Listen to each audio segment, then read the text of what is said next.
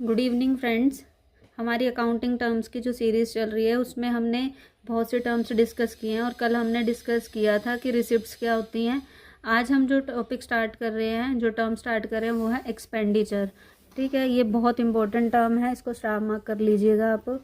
Expenditure क्या होते हैं? एक्सपेंडिचर का मतलब होता है किसी भी तरीके की पेमेंट, यानी कि any type of payment for the receipts of A benefit, यानी कि हम कोई भी बेनिफिट लेने के लिए अगर कोई पेमेंट कर रहे हैं तो उसे हम क्या कहते हैं? एक्सपेंडिचर कहते हैं। ठीक है, यानी कि कोई भी पेमेंट करना, किसी भी तरीके से हम पेमेंट कर रहे हैं, जैसे कि हम कोई प्रॉपर्टी ट्रांसफ़र कर रहे हैं, कोई कैश हम पेमेंट कर रहे हैं, तो उसे हम क्या कहते हैं? एक्सपेंडिचर कहते हैं। क्लियर?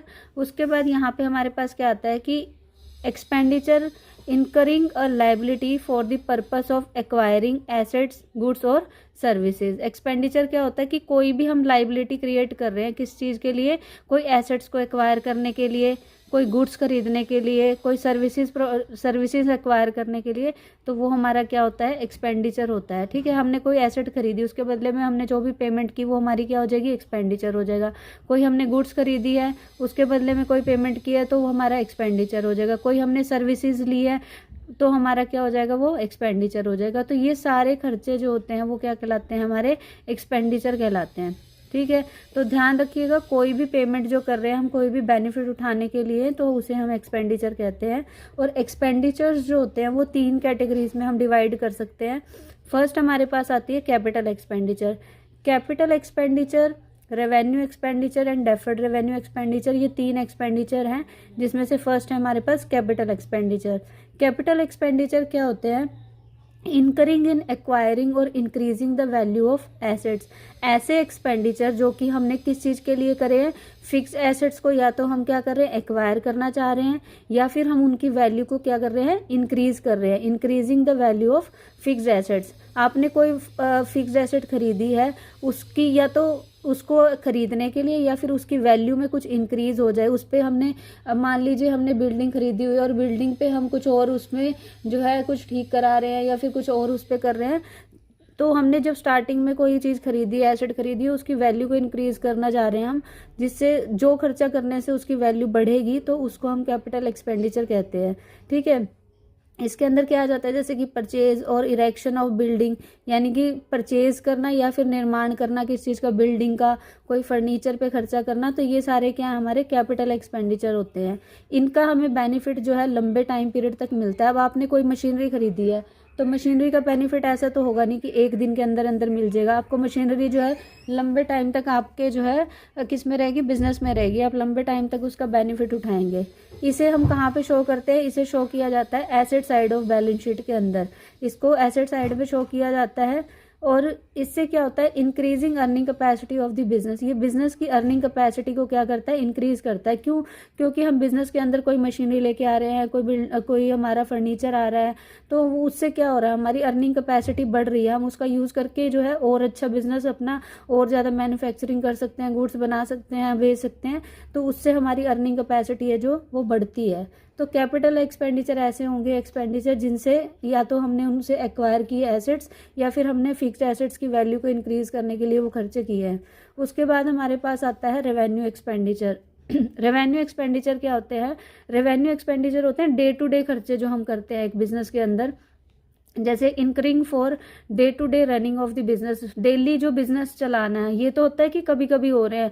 मान लो कोई फिक्स्ड एसेट खरीद रहे हैं, अब डेली तो फिक्स्ड एसेट नहीं खरीद सकता वही बंदा, इतना कोई वो नहीं है कि भाई बहुत ज़्यादा अमीर है और हर रोज़ फिक्स्ड एसेट्स आ रही हैं आपके बिजनेस के अंदर। ऐसा भी नहीं होता है, क्योंकि हमारे पास फिक्स्ड एसेट्स जो होती हैं, एक तो उनके लिए स्पेस हमारे पास लिमिटेड ही होता है, क्योंकि मान लो मशीनें कितने के रख लोगे एक बिल्डिंग के अंदर, तो फिक्स एसेट्स रोज़ रोज़ तो नहीं खरीदते। लेकिन जो हमारे डे टू डे, जैसे कि रॉ मटेरियल आ रहा है या फिर और कुछ आ रहा है, हमने सैलरीज देनी है, हमने रेंट पे करना है, तो ये सारे क्या खर्चे होते हैं? डे टू डे के खर्चे होते हैं। और डे टू डे रनिंग के लिए बिजनेस में ये खर्चे किए जाते हैं, तो उन्हें हम रेवेन्यू एक्सपेंडिचर कहते हैं। और ये क्या करते हैं? Help in maintaining existing earning capacity. ये क्या करते हैं? अर्निंग कैपेसिटी है ना जो हमारी अभी एग्जिस्ट कर रही है, उसको क्या करते हैं? मेंटेन करने में हमारी हेल्प करते हैं। मेंटेन करने में कैसे है? जैसे कि हमारे जो वर्कर्स काम कर रहे हैं, ठीक है, उनको हम सैलरी दे रहे हैं, उनकी जो अर्निंग कैपेसिटी है वो सैलरी अगर उनको देते रहेंगे हम, तो वो मेंटेन रहेगी, नहीं तो वो छोड़ के चले जाएंगे, तो हमारी अर्निंग कैपेसिटी जो है वो मेंटेन रहेगी। इसी तरीके से हमने यहाँ बिल्डिंग खरीद रखी है, बिल्डिंग ले रखी है, और उसका हमें क्या करना है, पेमेंट करनी है, रेंट पे करना है हमने कोई, तो ये सारे जो है वो खर्चे होते हैं जो उस कैपेसिटी को मेंटेन करने में हमारी जो है डे टू डे लाइफ में हेल्प करते हैं। जैसे कि सैलरीज पे करनी है, रेंट देना है, इलेक्ट्रिसिटी चार्जेस हैं, ये सारे हमारे रेवेन्यू एक्सपेंडिचर कहलाते हैं। और इनका जो पूरा का पूरा बेनिफिट होता है वो हमें 1 साल के अंदर अंदर रिसीव हो जाता है। अब मान लीजिए आपने जो सैलरी है वो सैलरी 1 साल में एक पर्सन को सैलरी दी है, तो उसका बेनिफिट जो है ऑलरेडी आप रिसीव कर चुके हैं। लेकिन यहाँ पे हमारे पास अगर मशीनरी है, तो मशीनरी जो है उसका बेनिफिट कोई 1 साल में तो नहीं आप कंप्लीट ले सकते हो। मशीनरी है, सही सलामत चल रही है, 10 साल भी चल जाएगी, तो उसकी अर्निंग कैपेसिटी और जो है और उसका जो बेनिफिट होता है वो हमें लंबे टाइम पीरियड तक मिलता है। इन्हें कहाँ पे दिखाया जाता है? इन्हें debit side of trading and profit and loss account में दिखाया जाता है। ध्यान रखिएगा, अब इनकम स्टेटमेंट भी कहा जाता है, तो यहाँ पे आपको जो है trading and profit and loss account की जगह पे आप लोग इनकम स्टेटमेंट होगी, और जो स्टेटमेंट फॉर्म में बनने लगे हैं उनको यूज़ करिएगा, ठीक है। उसके बाद आता है हमारे पास does not bring into existence and assets of enduring nature, यानी कि यहाँ पे क्या होता है, जब हम ये खर्चे करते हैं ना, तो इससे कोई एसेट नहीं लेके आ रहे हम, जो हमारी क्या है लॉन्ग लास्टिंग होगी, जो लंबे टाइम तक हमारे साथ रहेगी, बल्कि ये क्या होती है, ऐसी चीज़ें होती हैं जो बस हमने उनके लिए पेमेंट की और वो चीज़ हमने रिसीव कर ली, बेनिफिट ख़त्म, और वो चीज़ हमें मिल चुका है, उसके लिए हम एक लंबे टाइम तक हमारे पास वो एसेट हमारे पास नहीं रहेगी। तो ये हमारे क्या होते हैं, रेवेन्यू एक्सपेंडिचर होते हैं। तो ध्यान रखिएगा इनके अंदर डिफरेंस क्या क्या है। एक तो इनका बेनिफिट जो है कैपिटल एक्सपेंडिचर का लंबे पीरियड तक मिलता है, रेवेन्यू एक्सपेंडिचर का बेनिफिट हमें जो है 1 साल के अंदर अंदर मिल जाता है। इन्हें asset side of balance sheet में शो करते हैं, इन्हें debit side of trading and profit and loss account में अकॉर्डिंग टू नेचर शो करते हैं। उसके बाद इनसे जो है हमारी क्या आती है, कोई एसेट हम खरीद के लेके आ रहे हैं, तो हमारे पास एंड्योरिंग नेचर की एसेट आ रही है, बट यहाँ पे एसेट हमारे पास कोई एग्जिस्ट नहीं करेगी। ये हमारी अर्निंग कैपेसिटी को इंक्रीज करते हैं और ये हमारी अर्निंग कैपेसिटी को मेंटेन करते हैं, और ये डे टू डे के रनिंग के बिजनेस में हेल्प करते हैं। तो ये चीज़ इनके अंदर जो है डिफरेंस भी अगर आपसे पूछा जाता है तो आप यहाँ पर डिफरेंस भी बता सकते हैं। डिफरेंस के पॉइंट्स और जो थियोरेटिकल पॉइंट्स है सबको मिक्स करके आपको एक डायग्राम बना के दिया है, तो आप इसको ध्यान से नोट कर लीजिएगा। और जो नेक्स्ट हमारे पास टाइप आता है वो आता है deferred revenue expenditure. Deferred revenue expenditure, देखिए यहाँ पे रेवेन्यू लिखा हुआ है, तो आप इससे ध्यान रखिएगा कि इनका जो नेचर होता है वो रेवेन्यू नेचर का ही होता है, पर इनका क्या होता है कि इनका जो बेनिफिट हमें मिलता है वो कब मिलता है, हमें लंबे टाइम पीरियड में मिलता है इनका भी, यानी कि 3 से 7 साल तक हमें इनका बेनिफिट मिलता है। बट नेचर जो है इनकी वो रेवेन्यू नेचर के होते हैं ये, ठीक है। जैसे कि मान लो एडवर्टाइजमेंट है, एडवर्टाइजमेंट पे आप एक जो है काफ़ी बड़ा खर्चा कर देते हैं 1 साल में ही, तो अब ऐसा नहीं होगा कि आप उस एडवर्टाइजमेंट के सारे खर्चे को एक ही साथ एक ही साल के प्रॉफिट एंड लॉस अकाउंट में दिखा के ख़त्म कर देंगे, नहीं, बल्कि आप क्या करेंगे कि थोड़ा थोड़ा खर्चा जो है उसका हर 1 साल, जब तक आपको लगता है कि हाँ इससे 4 या 5 साल हमें बेनिफिट मिल सकता है, तो थोड़ा थोड़ा आप उसको क्या करेंगे, प्रॉफिट एंड लॉस अकाउंट में दिखाते रहेंगे। और जो बाकी बच जाएगा, जैसे कि 2 लाख का खर्चा हुआ, 50,000 का 1 साल में आपने खर्चा जो है प्रॉफिट एंड लॉस अकाउंट में डाल दिया, तो बाकी जो 1.5 लाख का होगा वो आप कहाँ चले जाएगा, आपकी बैलेंस शीट में आप शो करते रहेंगे, जो भी अनरिटर्न ऑफ पोर्शन होगा उसका खर्चे का, ठीक है।